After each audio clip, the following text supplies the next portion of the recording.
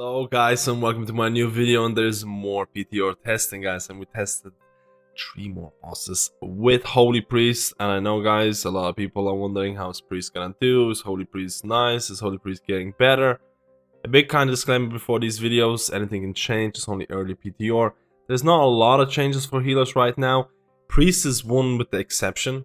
Holy Priest actually got some changes to do with Symbol of Hope, but the Symbol of Hope changes in PTR in like a random groups is not really gonna have that big of an impact at this moment, because again it lowers the cooldown of your defensive abilities. You need an organized group to really pull off some cheesing or something along those lines. Let's go to get started with the first boss, and we tested 3. So the first one is Fatescribe, and this boss is gonna be a pug killer.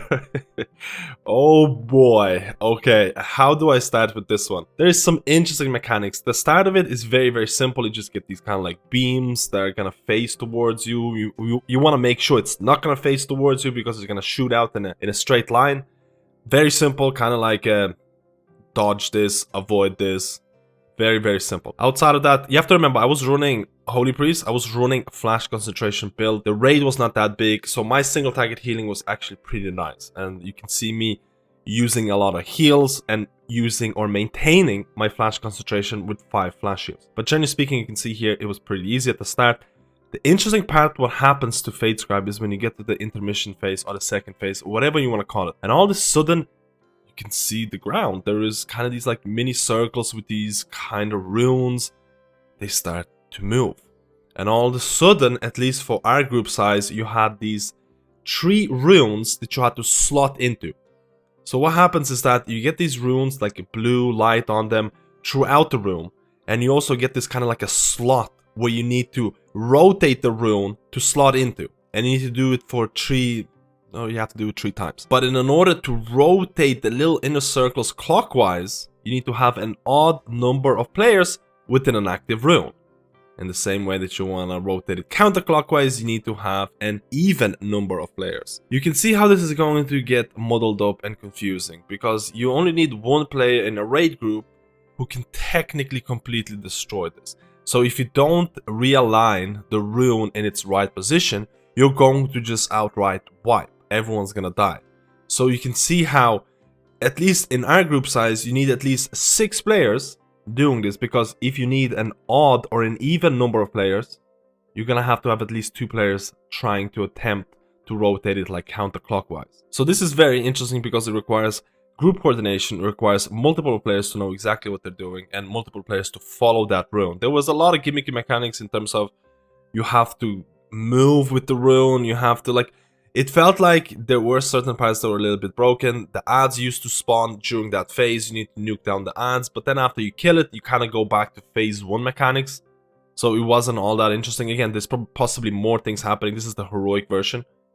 But just by looking at this realignment or the Loom of Fates mechanic, honestly, big huge pug killer. Only requires 1 person not knowing what's happening, and it could destroy the whole...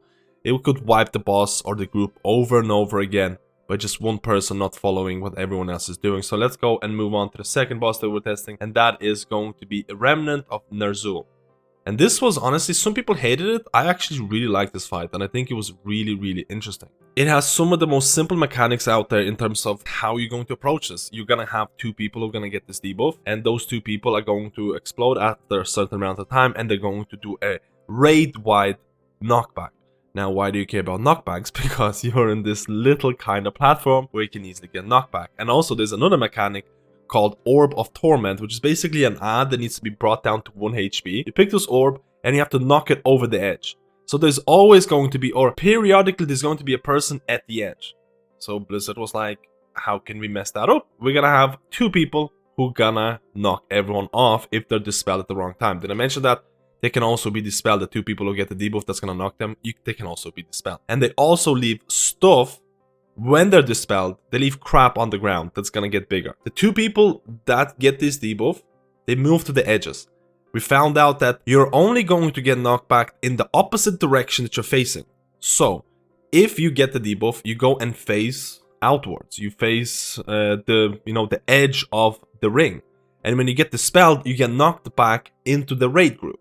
which feels really good because there's going to be crap underneath them on the edges. So you're not putting bad stuff in the middle of the group, so the people that are killing Orb of Torment can pick it up and drop it over the edge. Very easy, but kind of hard to execute. Timing these two spells can be awkward. Now, I found out that as a Holy Priest or a Priest in general, Mass Dispel works. And if you get Mass Dispel on the two people to get the debuff, it only does one knockback. Generally speaking, if you dispel it one by one, you're going to dispel first person, they're going to do a raid-wide knockback, then you dispel a second person and they do a raid-wide knockback. So you can technically get knockbacked and knockbacked again off the edge. But if you do Mass Dispel, it only does one of those. I don't know if it's a bug, maybe there's a distinct advantage towards Mass Dispel, because right now I feel Mass Dispel being very, very strong in this boss because it only generates one knockback, it's easy to coordinate, and honestly it was a relatively interesting boss with a lot of emphasis on the people who are going to dispel and a lot of emphasis on organization. Like, for example, if you have the Orb of Torment and you're about to knock it off, you have to make sure, hey guys, please don't dispel the people because I'm going to get knocked back. Give me a couple of seconds. So again, kind of a pain in pug situations. This is going to be painful in pugs, I feel, but in an organized group, this is going to be interesting. I feel Blizzard is making these bosses, so you're forced to join a guild, because pugging these so far would feel really, really painful. But maybe that's just me. Okay, let's move on to the last boss that we tested out on our Holy Priest. And our Holy Priest was having a lot of fun. It was doing a lot of single target healing. I honestly felt like Holy Priest Pure Throughput felt really nice, really strong, and entertaining class to play, at least for this time. So the last boss, Soulrender, which honestly is going to be remembered as the dance boss. So this boss actually has a dance mechanic to it. If you remember Council, this is a far more dangerous, it just looks more menacing, this dance. It's a bit more scary in my opinion. So to go over the first mechanics, it's relatively easy. There's not a whole lot of things going on here. You're going to have ads spawning, they can be knocked back, they can be CC'd, and you're going to have people that are going to get this like red debuffs over them. The people who have the red debuffs can move over to the actual ads to increase the damage that the ads take. So there is a certain amount of, hey, you got the debuff, move into the specific ad, or the ad that does not have the debuff, maybe CC it so it doesn't get to the boss, because if it reaches the boss, there's probably going to be bad stuff happening. And that's pretty much like the main part of it until you're going to get to the actual... Well, there's another part where you need to kind of like take souls and kind of break them like chains, and it's going to do a lot of AoE damage, and that was really nice because I had my, you know, Holy World Salvation and things like that as a Holy Priest, and that kind of really covered the healing. You know the damage is going to happen, get ready to pop your cooldowns. I like that kind of healing where you can prepare for it.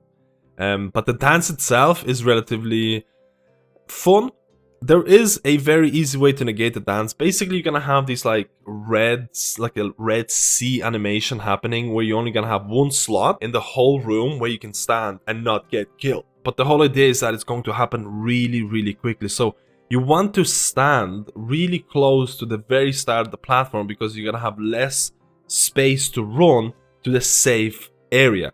And again, it took people a little time to realize that you have to do that and things like that. But it was an interesting concept, and I know there's other mechanics happening throughout this that can cause issues. But this seems to be the general idea of the boss. We didn't get it too far because I was getting really tired. It was really late during the night because guess what? The European players who have to test, it's like 1 AM or something. It's way past my bedtime. I need to go sleep. And I didn't get to test too much of it. I didn't get to test the last boss, but I really enjoyed my Holy Priest. I really like the concept. And again, this is nothing new. Flash Concentration is an extremely valuable legendary. There is a gripe that I have about Holy Priests in general, both in Mythic Plus and Raids, is that their whole power is almost nested into this one legendary, Flash Concentration. And if something happens to this legendary, what's going to happen to the class as a whole? I feel like, especially in Mythic Plus, their whole power, their whole single target splash healing with things like, you know, Trail of Light, talents and things like that, comes from Flash Concentration. So the idea of having a class based around this legendary, is that good or bad? Like, there is a lot of classes out there that have multiple legendaries that have to juggle, and then you have a Holy Priest that has one legendary that has to juggle. You have to remember that Harmonious Apparatus is a thing in raid situations. Maybe it's not that